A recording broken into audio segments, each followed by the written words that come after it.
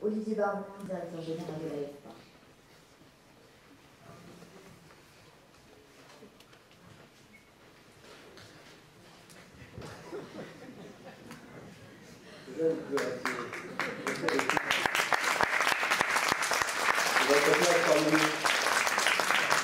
Je voudrais d'abord remercier la direction territoriale Nord, nouvellement créée, Nathalie Lebouzy, ainsi que le service communication qui se cache pour partie ou qui prend des photos et qui ont organisé cette cérémonie de vœux.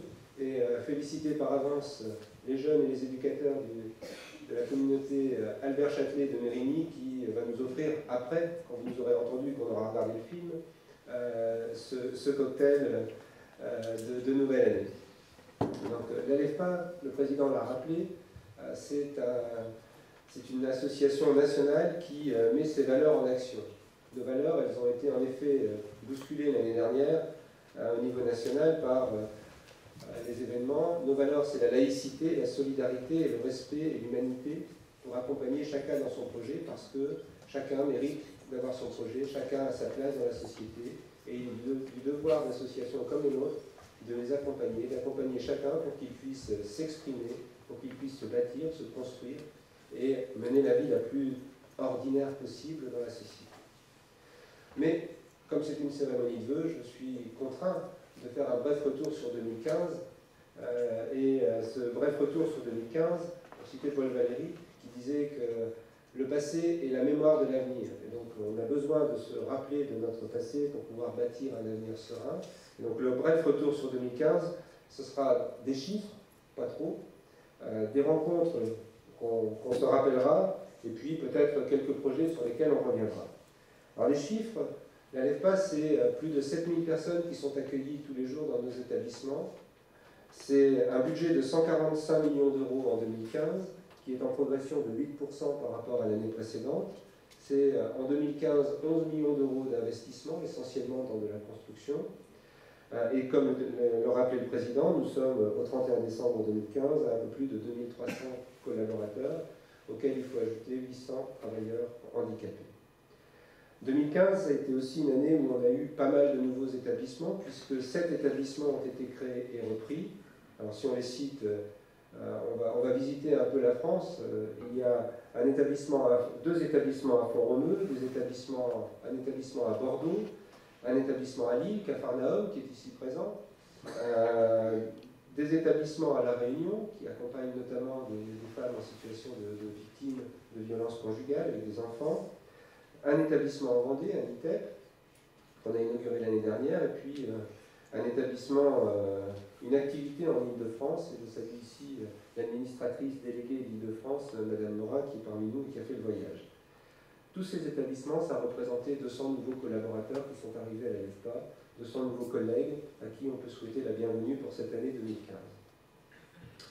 Ces 200 collaborateurs s'ajoutent au flux annuel de CDI que nous créons et qui représentent eux-mêmes 250 personnes.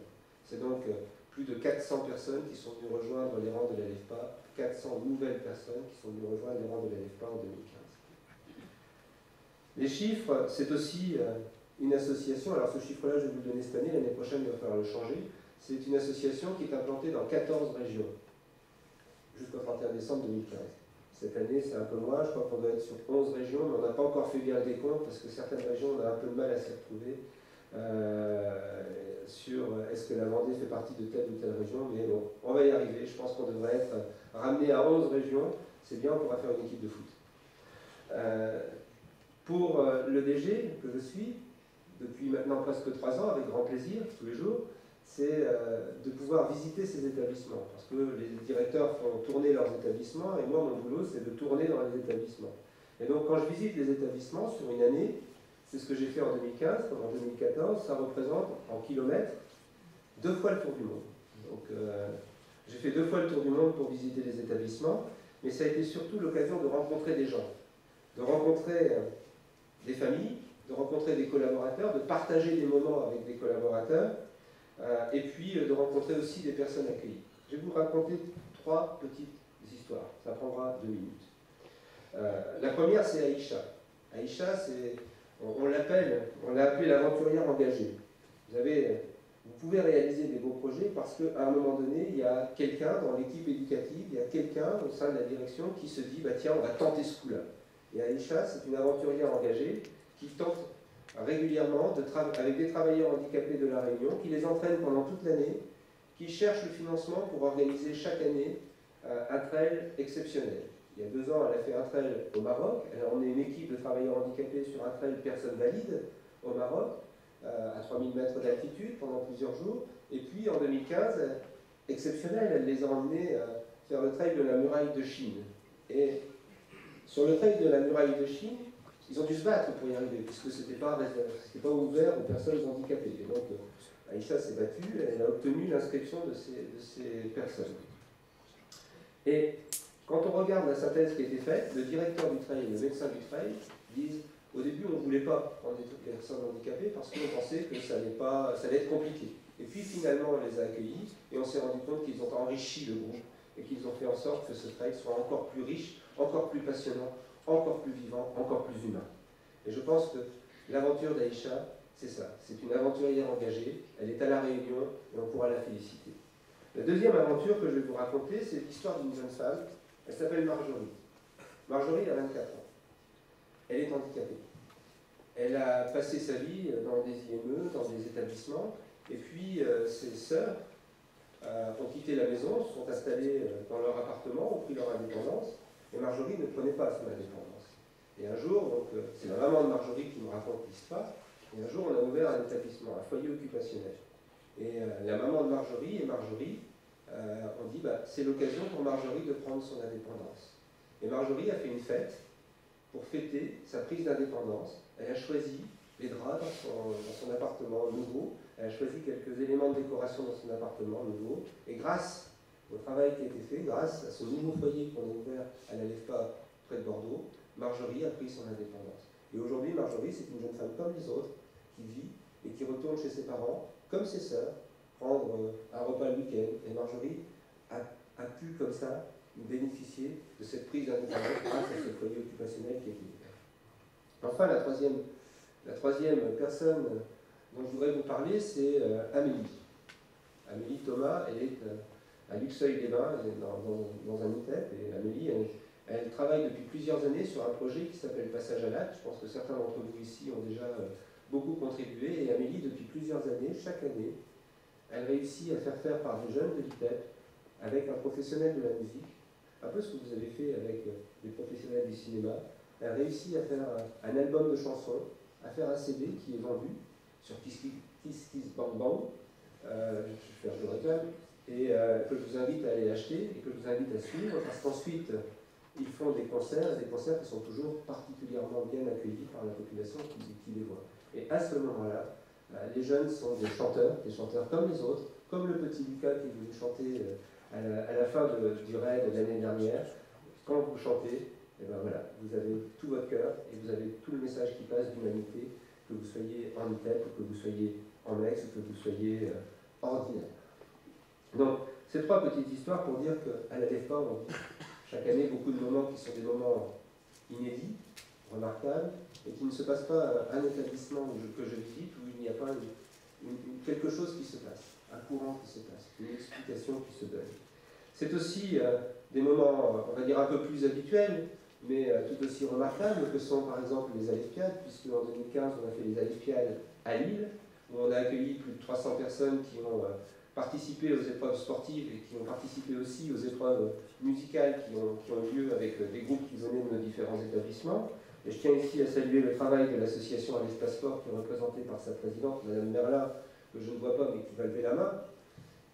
Elle est là, vous voyez, c'est la main qui s'est levée.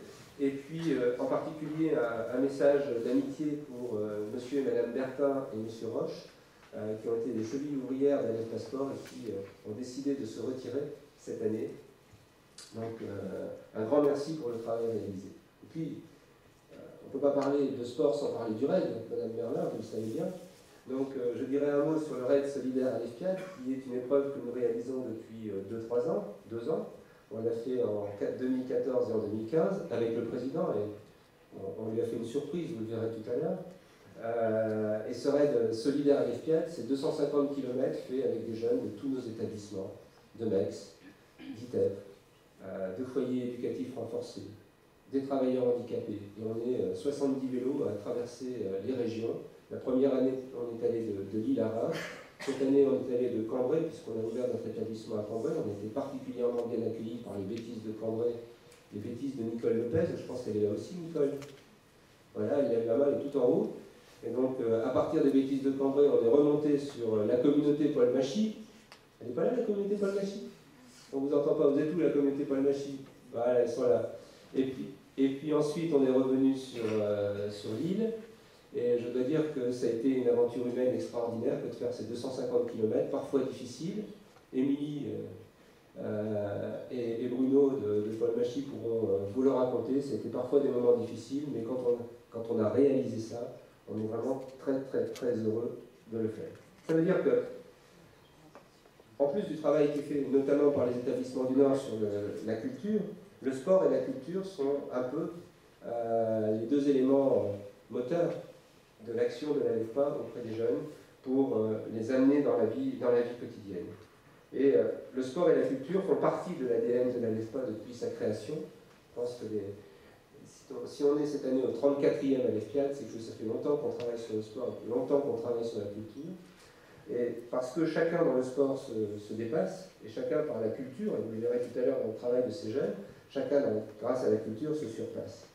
Donc, dans le cadre du sport et de la culture, peut-être juste vous dire que nous sommes partenaires de la Route du Louvre depuis l'année dernière. Les trophées qui ont été remis à l'ensemble des coureurs de la Route du Louvre ont été fabriqués par la communauté Paul Machy. Et on a un groupe d'une quarantaine de cyclistes qui sont allés l'année dernière d'Amiens à Lens pour accueillir la Route du Louvre. Donc ça a été vraiment une belle expérience. Et je salue ici notre grand sportif Michel Lescaut, que nous surnommons Marathon Man, et qui arrive discrètement, mais c'est raté. Installe-toi, Michel. Rentre.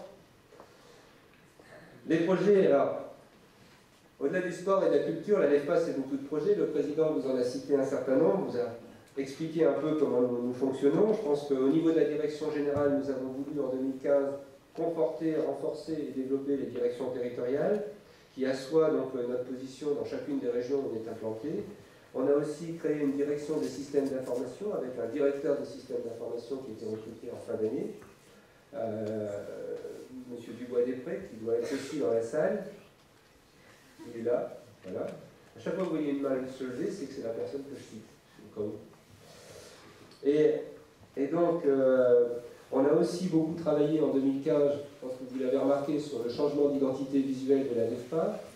Et on a créé donc une cellule communication qui a changé notre logo, qui a fait un nouveau site internet, qui a créé notre page Facebook, où on a quelques amis, enfin, quelques personnes qui nous suivent, et de plus en plus. On est en train d'ouvrir une page Twitter, et je pense que Vincent Loger, qui est là-bas, qui peut lever la main parce que vous ne le verrez pas, il est dans la régie, et Vincent Loger et Hélène ont beaucoup travaillé donc, pour faire en sorte que cette soirée se passe bien et que l'identité visuelle de la LEFPA soit dynamique. Donc suivez sur Twitter à LEFPA, suivez sur Facebook à LEFPA, allez voir notre site internet, vous verrez qu'il est particulièrement moderne et bien organisé. Je voudrais aussi, pour conclure sur les projets, parler d'un projet qui se déroule à la Guadeloupe. C'est-à-dire à la Guadeloupe, ça fait rêver. À la Guadeloupe, on a une direction territoriale, un peu comme la direction de Nathanaël. La direction territoriale de la Guadeloupe a travaillé sur une année, enfin, comme c'est l'année de la COP21, on avait anticipé, on a travaillé sur comment faire du développement durable. Et le développement durable, pour le directeur qui a porté le projet, ça a été de mettre en place une autonomie en termes d'électricité de l'ensemble des établissements de la Guadeloupe. Donc on a fait ça avec l'ADEME, c'est un projet qui est cofinancé par l'ADEME. Aujourd'hui, demain, tous nos établissements seront autonomes en matière d'électricité grâce à des panneaux photovoltaïques et à une batterie qui permet de tenir en termes d'électricité. Donc ça c'est un beau succès. Alors vous allez me dire, oui mais en Guadeloupe il fait beau. Ceci dit, ce n'est pas la région la plus ensoleillée et somme toute, il n'y a pas beaucoup plus de soleil qu'en région parisienne par exemple. Il y en a beaucoup moins que dans les Pyrénées. Mais donc l'autonomie en termes d'électricité donc dans l'ensemble des établissements. Également la gestion de l'eau qui est maîtrisée avec la création de citernes et de recyclage d'eau. Et enfin, le dernier projet qui se met en place, c'est la mobilité durable, puisque la direction de ces établissements est en train de remplacer ces véhicules thermiques par des véhicules électriques. Et donc, c'est une quinzaine de véhicules électriques dans les 2 ans qui viennent qui vont être installés et utilisés à la place des véhicules thermiques, qui permettront là aussi d'être en totale autonomie, puisque le cercle est vertueux, dans la mesure où les véhicules électriques seront alimentés la nuit à partir des cellules photovoltaïques et des batteries de nos établissements qui auront elles-mêmes été alimentés par le soleil le jour. Donc, c'est un projet de développement durable et je crois qu'au moment où la planète est en danger, ce qui est important, c'est d'agir. Ce qui est important, c'est de montrer par les actes ce que l'on peut faire. Et je crois que dans ce cadre-là, l'ANEFPA montre l'exemple et que l'ANEFPA des Caraïbes est exemplaire vis-à-vis de ses collègues. Et c'est un projet que l'on va essayer de démultiplier dans les autres régions. Enfin, 2016, ce sera l'année de la consolidation de ce développement, du renforcement de nos liens avec les différentes directions territoriales de notre organisation centrale. Et puis, c'est l'année du nouveau projet associatif qui sera adopté par l'Assemblée générale en juin et qui nous orientera jusque l'année 2022. Vous allez voir, pour terminer, un petit film de synthèse qui dure 2 minutes sur la chanson, sur une chanson qui a été faite par l'équipe de l'ITEP de Luxeuil-les-Bains et qui présente une rétrospective de l'année.